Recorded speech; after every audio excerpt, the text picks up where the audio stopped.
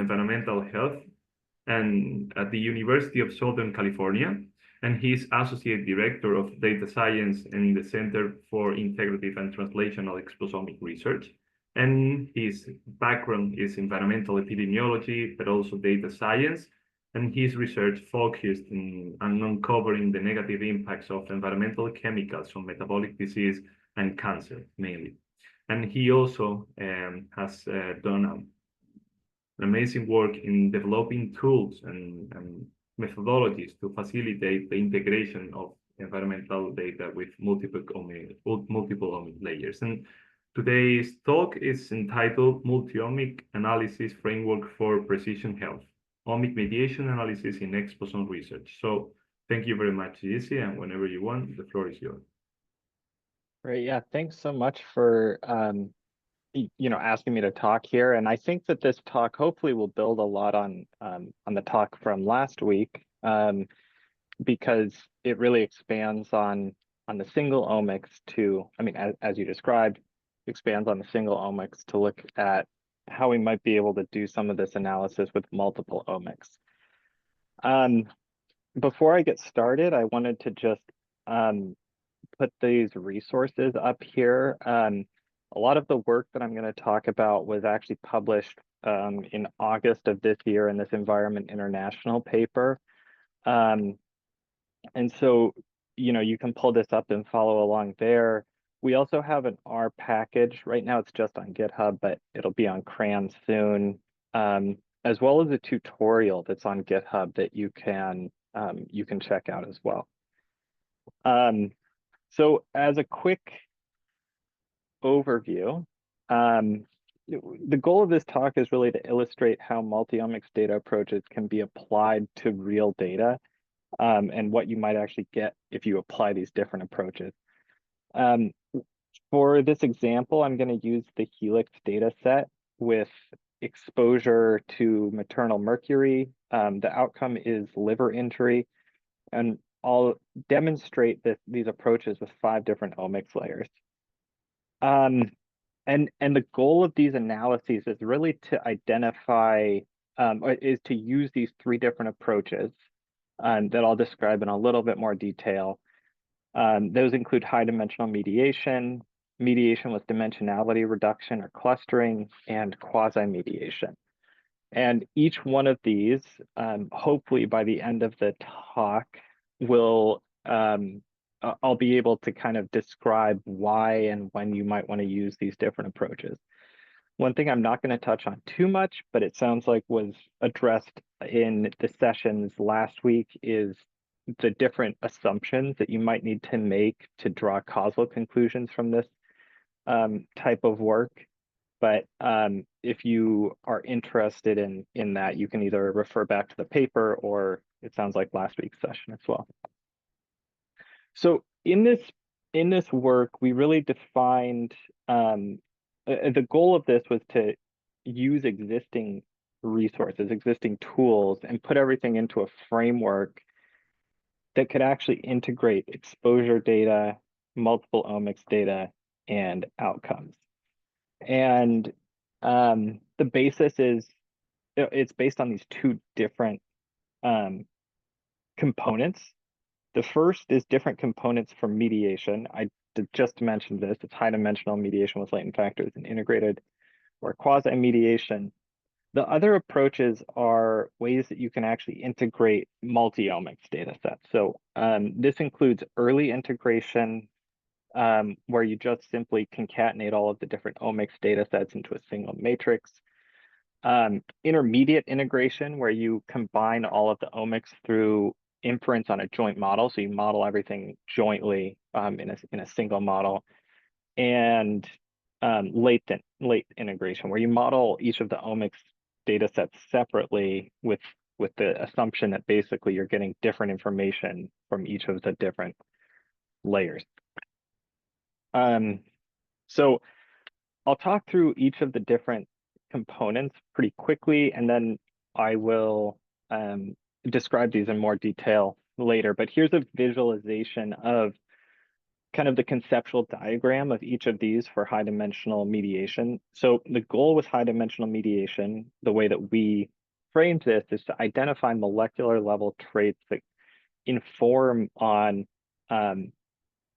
basically can be used as biomarkers that represent environmental associated risk for disease. With early integration here, you have the omics data sets, which are represented in yellow, blue, and red. You have them integrated into a single combined data set. Here you have, like I mentioned, inference on a joint model. So everything's modeled jointly. And then the last one, it's just the separate models.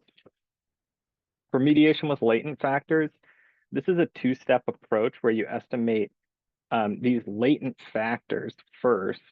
And after you've estimated those latent factors, you perform mediation on the resulting with the resulting factors in this exposure to mediator to outcome model. For this one, the assumption is that there is factors within the omics data sets that are actually representative of the different biology and the different approaches for multi-omics integration basically provide different or use different assumptions about how the omics data sets may be related to each other. The final approach is an integrated mediation or a quasi-mediation where the estimation of X is actually performed in the in a single model. The difference here between the second column and the third column is that for the third column, you're not actually estimating direct and indirect effects. You're just really estimating how a latent factor may be linking it in exposures with the outcome. And the different methods for integration here, I'll talk a little bit more about in the next slides. So to show how this framework actually works, I'm going to talk about this case study on prenatal mercury and childhood liver injury. I probably don't have to describe too much to this group, the Helix cohort, but basically on the right-hand side, this describes the data that we use. So we have prenatal mercury, exposure, childhood indicators of NAFLD, and these 5 different omics layers: epigenetics, microRNA, transcriptome, proteome, and metabolome. And in previous work, this was published in 2021, led by Nikos Stratakis. He published that there is actually an association between prenatal mercury exposure and this childhood liver injury, and they had a pretty nice analysis where they performed a translational study and actually were pretty confident with this conclusion. And so in the data that I'm talking about today, the effect is that each standard deviation increase in prenatal mercury is associated with a 0.11 standard deviation increase in CK18, which is a biomarker of liver injury. And so this effect estimate is really the basis of this analysis, like the direct effect of the analysis. But the mechanisms aren't really clear. And so here the goal is to integrate that data to understand, the biology linking prenatal mercury exposure with childhood liver injury. I should point out that these omics layers are also measured in childhood. So here's a slide that sort of demonstrates why it's important to use dedicated multi-omic approaches for this type of data. This correlation plot is grouped by the different omics layers. And what you can see is there's really different correlation structures across each of the different omics layers. Each omics layer is potentially has different sources of heterogeneity, different noise that's associated with technical variability, biological variability. And this isn't demonstrated here because we've only selected the top features from each of the omics data sets, but there's different dimensionality. And so if you're doing this in practice, you actually have to take that into account as well.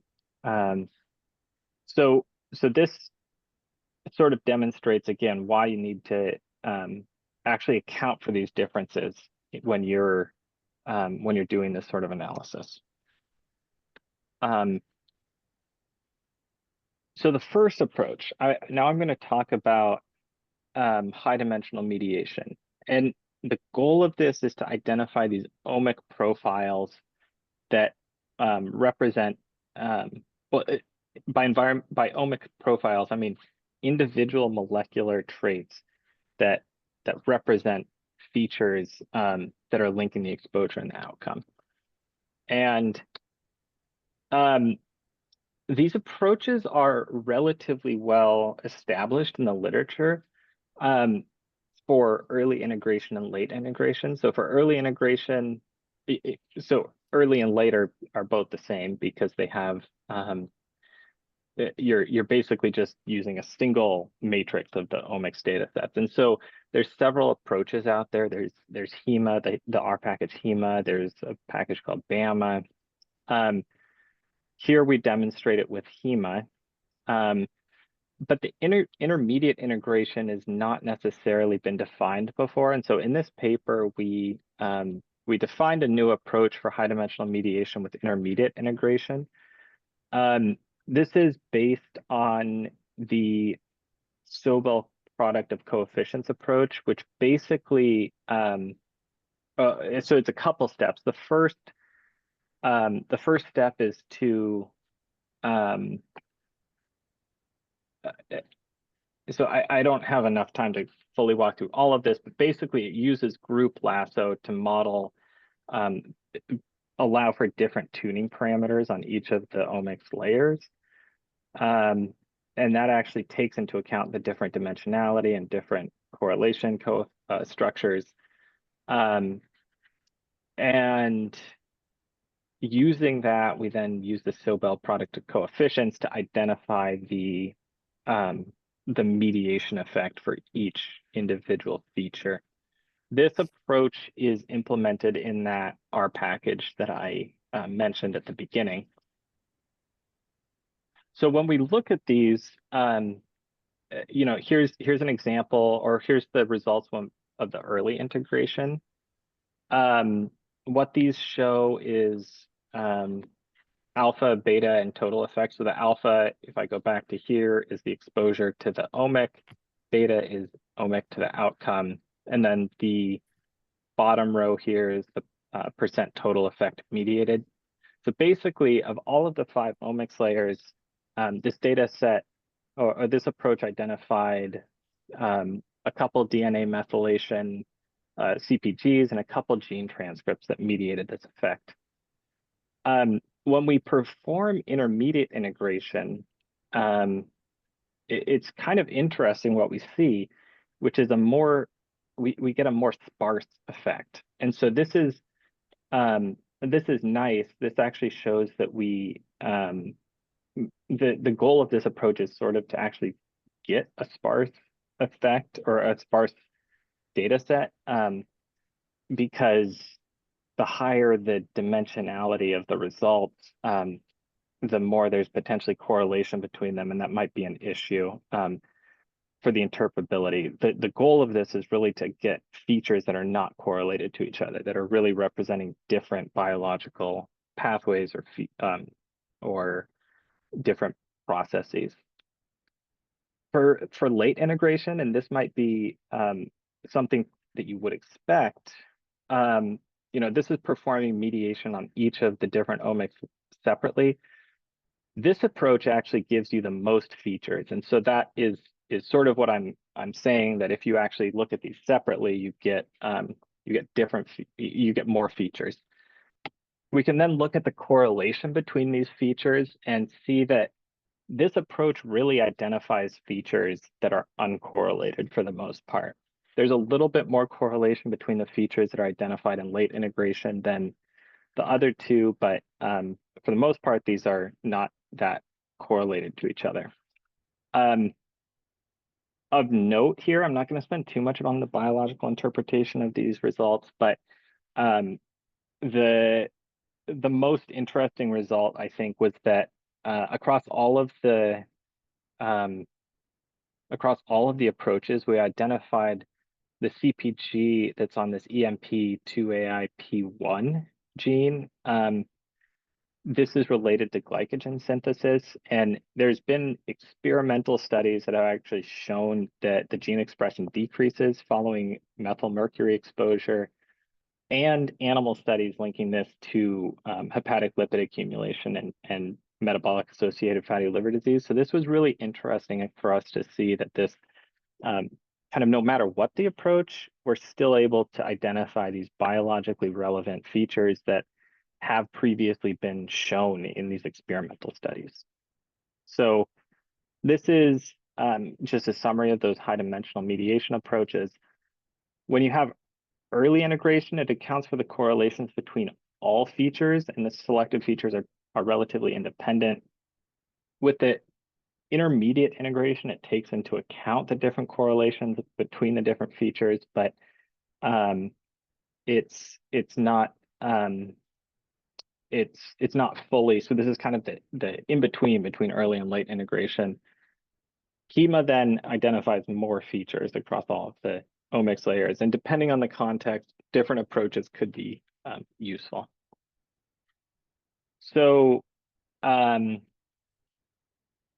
see a comment in the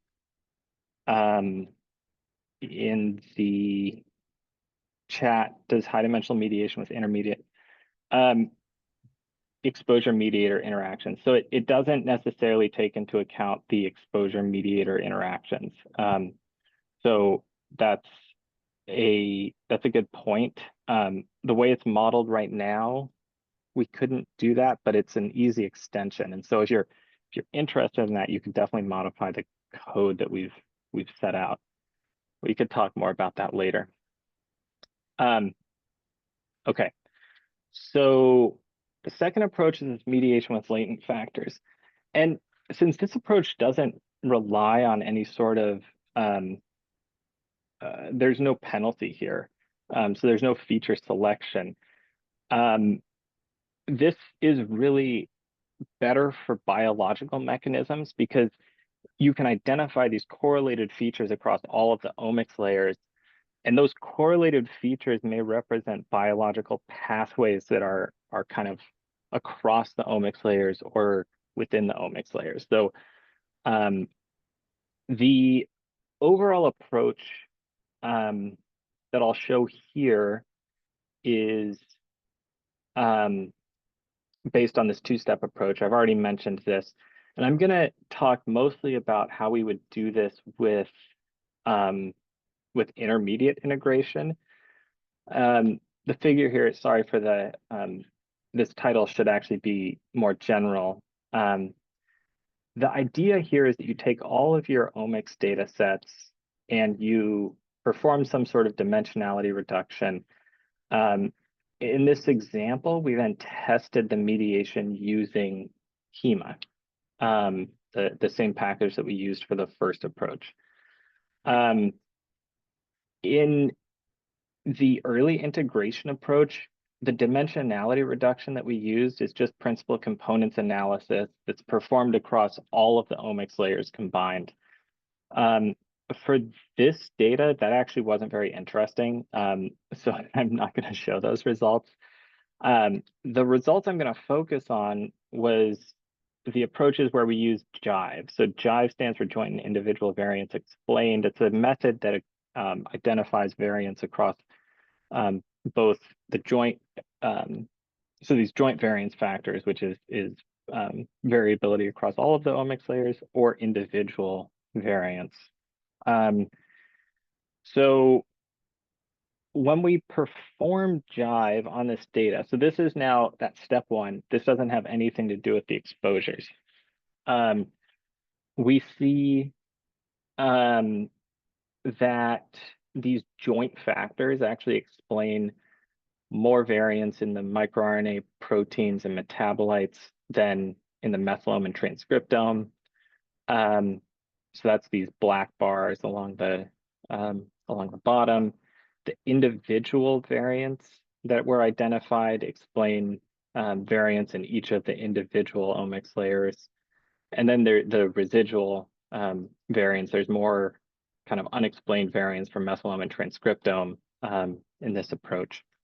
So basically what this gives you is you can think of it like principal components analysis, like PCs that are either joint PCs or individual PCs. And so when we put those principal components into the high dimensional mediation, we get these results. So the mediation impact score here is basically just the percent effect mediated times the direction of the effect. So whether it's like a protective factor or a harmful factor. And so joint component 3 here, this is something that is a so what you see, these are the joint components, the first 3. These are methylome specific components, and these are transcriptome components. So we put in everything, we put in all of the factors, and these were the ones that were significant. So there's joint component 3 actually explains the most or was kind of the most important mediator in this model. And then you can also see methylome component 3 was also pretty important in this model. So these results by itself are not very interpretable. So then what we did is we went and actually looked at the features that are driving these associations. And this is where you actually get a little bit more information about what's actually happening. So in the joint components, these components are actually explained by features across all of the different omics layers. Joint component 3, interestingly, this is the top one, is not explained by a ton of variants in the microRNA proteins or metabolites. It's really driven by these rather small but more broad changes in DNA methylation and gene expression. If you look at the individual features, these are then driven by specific DNA methylation or specific transcriptome features. What you can do with this then, I'm not going to talk about these individual features in detail, but what you can do is you can put these effect estimates into a pathway analysis. And actually, these got out of order. I apologize. So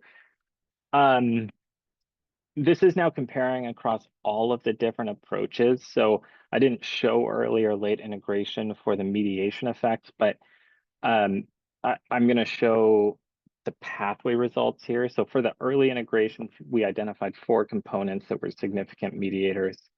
And those pathways are, the significant pathways are represented here. This includes like hepatic cholestasis and some other important pathways. Late integration, interestingly, we identified 5 significant mediators. These represented different pathways. So this was kind of interesting to us that the pathways identified in late integration were relatively were different from those in early integration. If we look at the intermediate integration now, so this is the middle box. This approach identified more factors, and those factors represented a broader range of pathways. Again, kind of showing that these are that this intermediate integration is representing or is identifying kind of similar pathways that you would get both from early integration and late integration. I'm not going to talk more about the pathways, but again, these are important pathways for important and previously linked to metabolic associated fatty liver disease. So I showed the main results that I showed with this were using the Jive analysis for dimensionality reduction. The reason we showed that is the results for Jive were interesting. Oh, the pathway analysis was performed using Ingenuity pathway analysis. That's the answer to that question in the chat. So the main results were performed using Jive. But this is just to demonstrate that dimensionality reduction in this approach could actually be anything that you want. So it could be like, for example, clustering. And so we also performed a clustering analysis using IntNMF. This is based on non-negative matrix factorization, and that identifies these clusters. And so here, basically, you get a little bit different interpretation. When we perform IntNMF, I'm not going to talk about this approach really more than the fact that it actually identifies really clear clusters between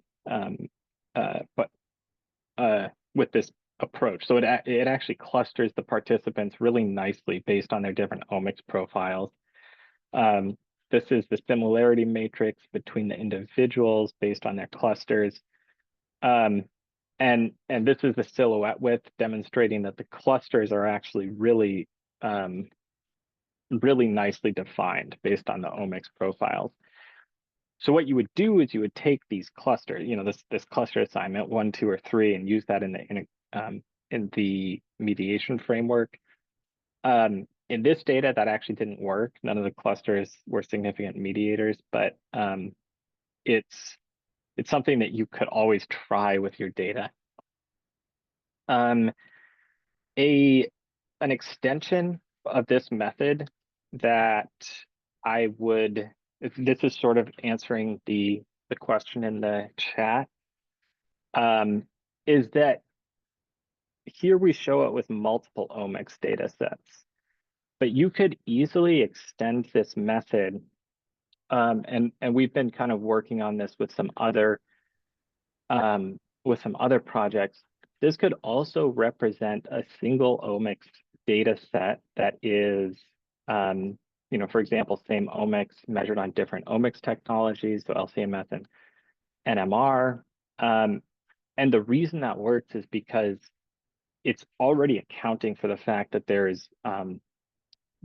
is correlation between the structures. It's taking that into account. And so I think intermediate integration in this approach would be best. The other thing you can do is you can actually group these into different pathways.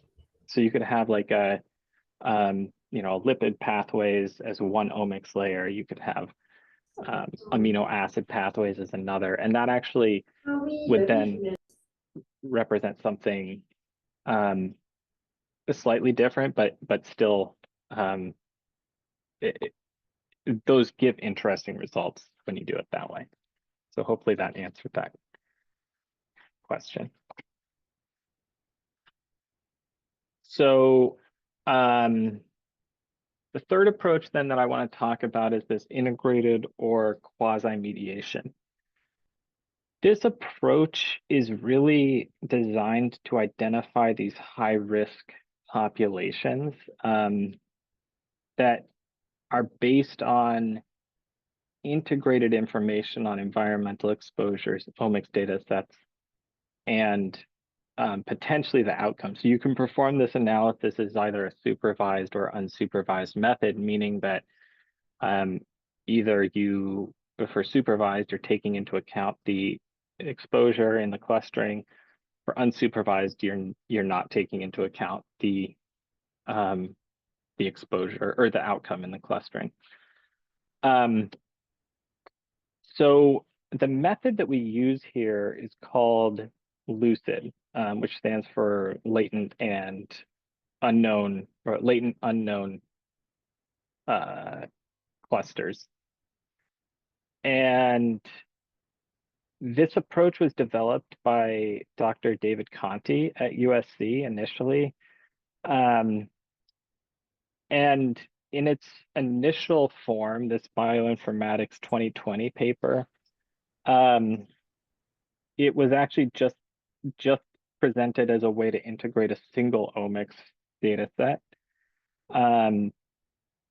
And we used that method for this early integration. So we basically used the original Lucid approach for this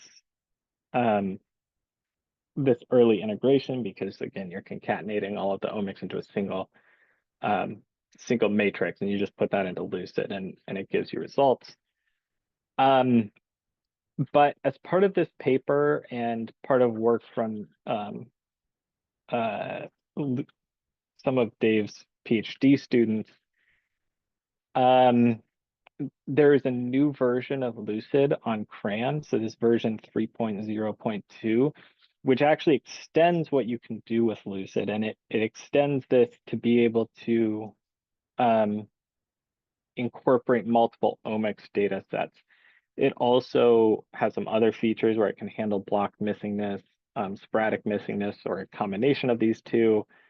It estimates different tuning parameters and can have prior covariance. So if you're interested in this, I think this paper actually might be out now, the Bioinformatics Advances paper, but you can also, again, just reference the Lucid version 3.0.2. And so this is an example of what the results look like when we perform early integration. So this figure, this is a Sankey diagram that represents kind of the flow of information between the different exposures, omics profiles, omics, and the outcome. And so I'm going to spend a minute here describing this figure. So here on the left, we have mercury exposure. So this represents maternal mercury exposure. In the middle, these are the omics profiles that have been estimated by Lucid. So this is the X omics profiles here. The joint omics profile 0, this is actually the low risk profile. The joint omics profile 1 is the high risk profile. And the reason that you can tell this is this joint omics profile 1 is characterized by higher mercury exposure. That's this red line here. Characterized by higher risk for liver injury. So that's the red line between the omics profile and the outcome. And based on the associations with the omics layers, what you can see is, and here the darker colors represent positive associations and the lighter colors represent negative associations. So for this omics profile, it's characterized by lower DNA methylation at these first 5 omics or 5 CpG sites. Notice again that EMP, this EMP2A AIP1 gene is showing up.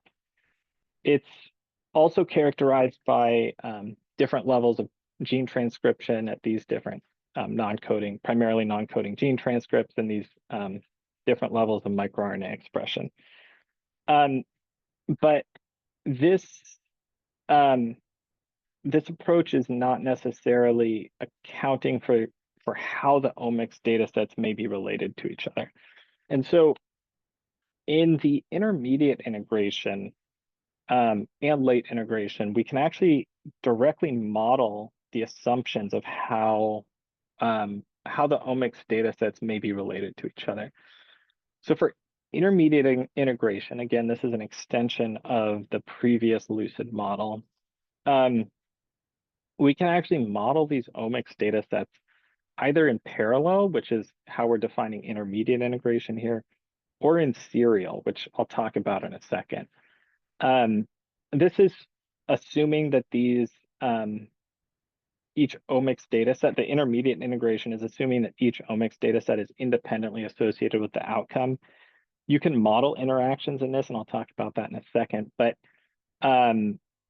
the base analysis is basically assuming that the omics data sets are independent of each other.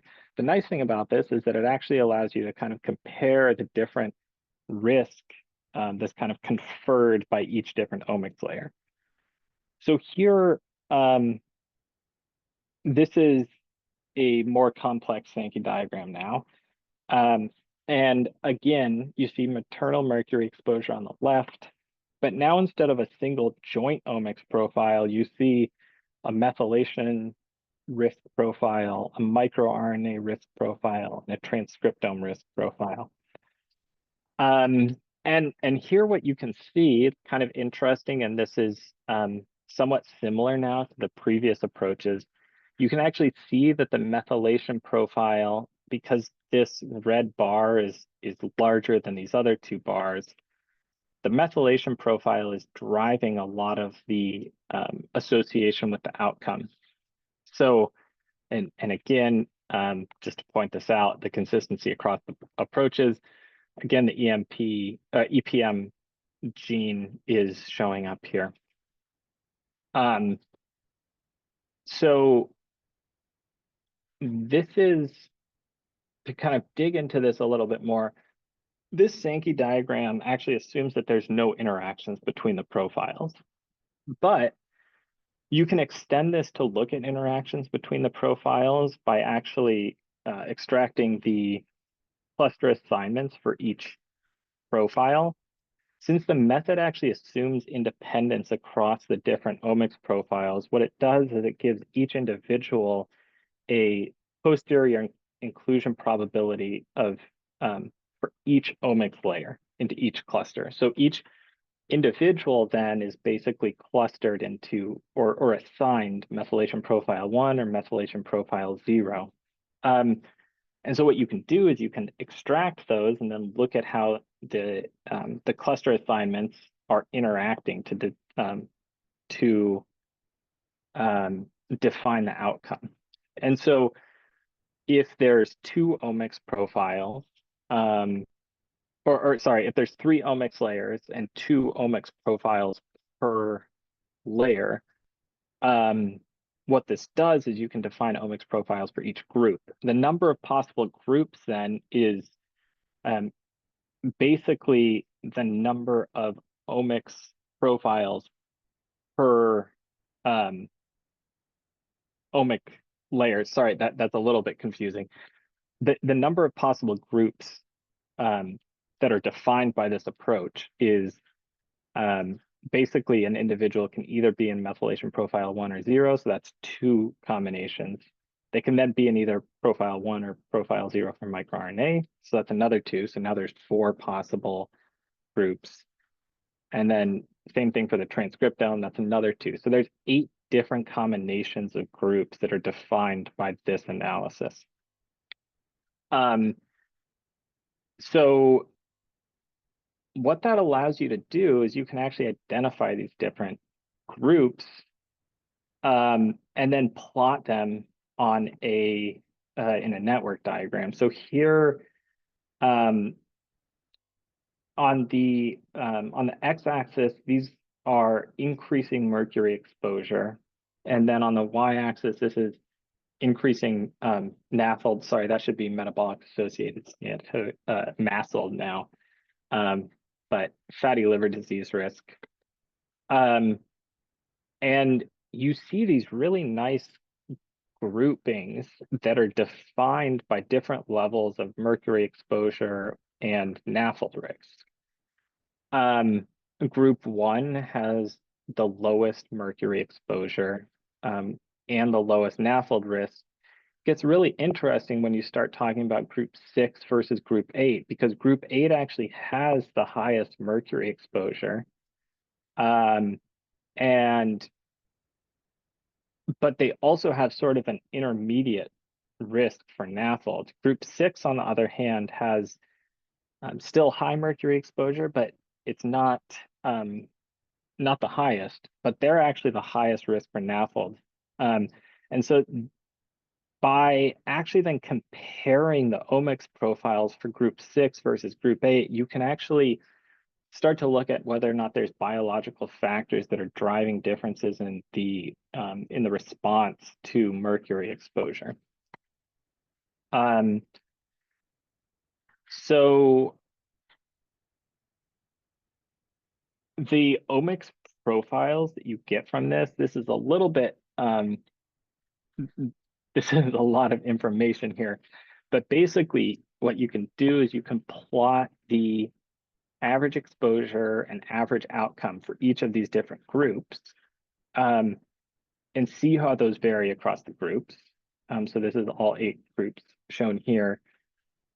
You can also then plot the omics profiles that are characterized by each of these. So again, the groups that I'll point out here is group 6, which has medium exposure but really high risk of the outcome, versus group 8, which has really high exposure but is sort of protected against the outcome.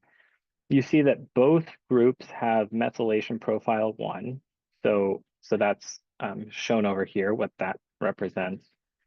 They both have transcriptome profile 1, but their difference is in this microRNA profile. So it's possible that here some post-RNA transcription may be driving the differences in why some people are maybe protected by the effect of, or by the mercury exposure, maternal mercury exposure. So then in the final approach, this lucid and serial, this actually gives you, there's a lot of different ways that you can implement this. As an example, basically the way we modeled this is that you make an assumption that DNA methylation drives these differences in microRNA levels, which can drive together these differences in the transcriptome profile. And that this is kind of a serial process, that you have mercury is driving methylation and so on. When we do this, again, these results weren't quite as clear as we had hoped as they would be. You see that maternal mercury is sort of driving differences in this methylation profile, but the methylation profile is not really driving differences in the microRNA. That's this green line is not that strong. And so this analysis is more a proof of concept that in theory you can do this. The new lucid actually allows you to make a combination of the intermediate or lucid in parallel and lucid in serial, where you can now actually model, for example, methylation in microRNA. You could model in parallel.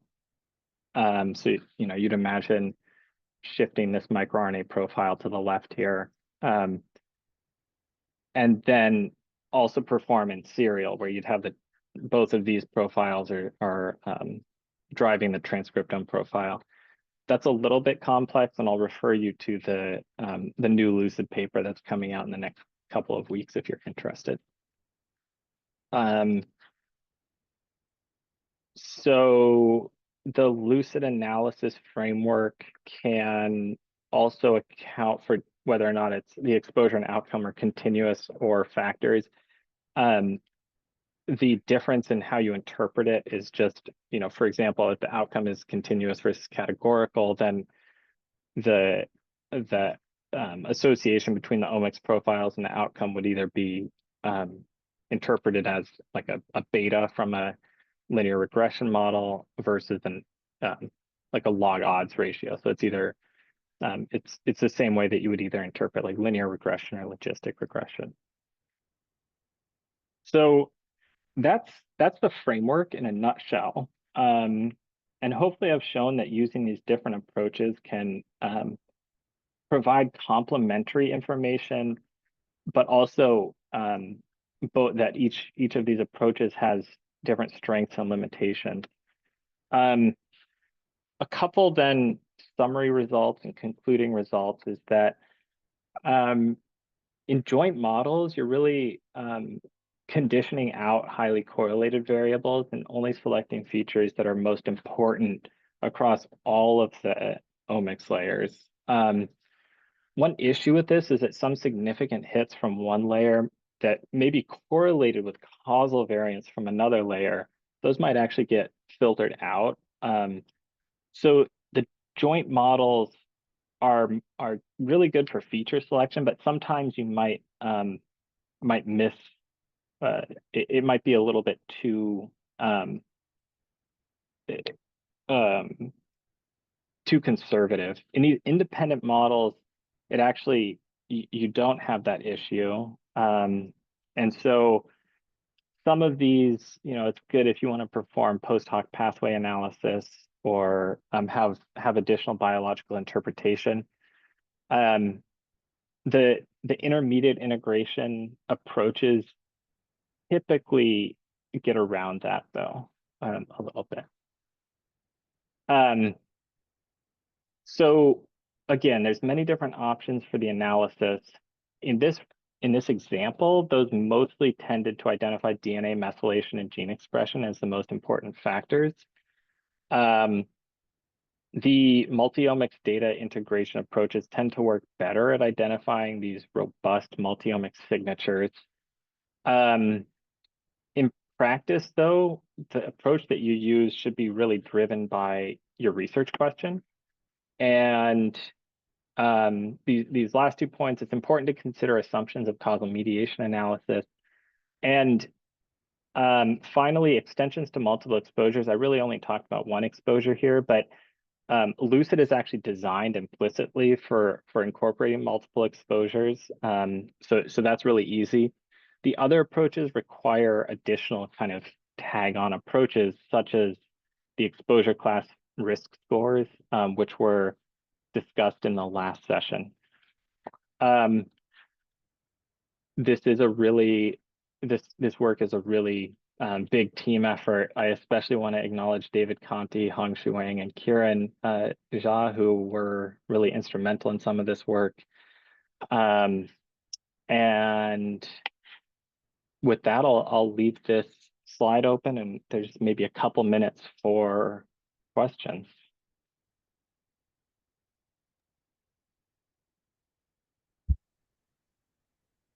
Well, Jesse, thank you very much for this great presentation and the great resource that you created, this framework. I personally think that this is an amazing tool for someone trying to approach to this topic and also sheds lights on the amount of methods and approaches that are available over there.